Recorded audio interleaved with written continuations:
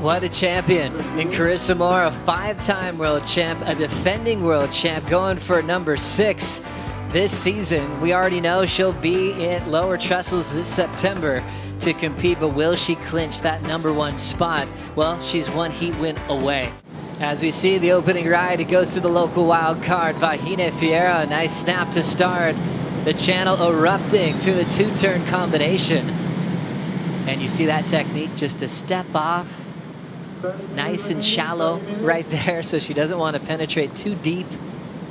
Great execution, a clean style from the wild card. She read it so well, and Vahine behind her drops into this one and just goes to turns there. Amazing, nice, smooth turns right there. Critical surfing in critical section. That heat in particular, because I have Carissa in there, and Carissa is like, you know, she's right there and trying to get into the top 5, and so for both of us, we were like, all right, this is a really important heat for her. She's dragging in. Oh, she's going to get pitted, and she's coming out. Nice. Tube time. Super good. Carissa's been on fire out here, so yeah, I'd say her and Vahine are the ones to watch for sure. Excited. Good luck in the next round.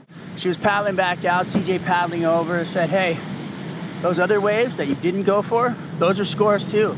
And just identifying that those other waves that she can't see, that she didn't know what was happening, and telling her what those other waves did. So really key having somebody out here in the channel. Obviously, CJ having crazy amount of experience out here, and just his information and breakdown on what the waves are doing that she can't see are key for her, you know, as this heat plays out. Because right now I feel like there's not a lot of waves coming in, and to be on every wave is impossible. But even if you're paddling back out and those little ones that aren't being ridden, those are scores as well. Strider, did Carissa spray you with that backhand card? But yeah, it's such an interesting reef, how haunted it can get on that West Peak, and it definitely can take you by surprise.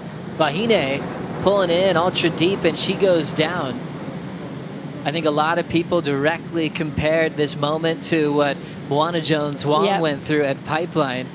Look at that wave. Priority shifts to Carissa Moore, who already has the 6.17. Here comes Riss.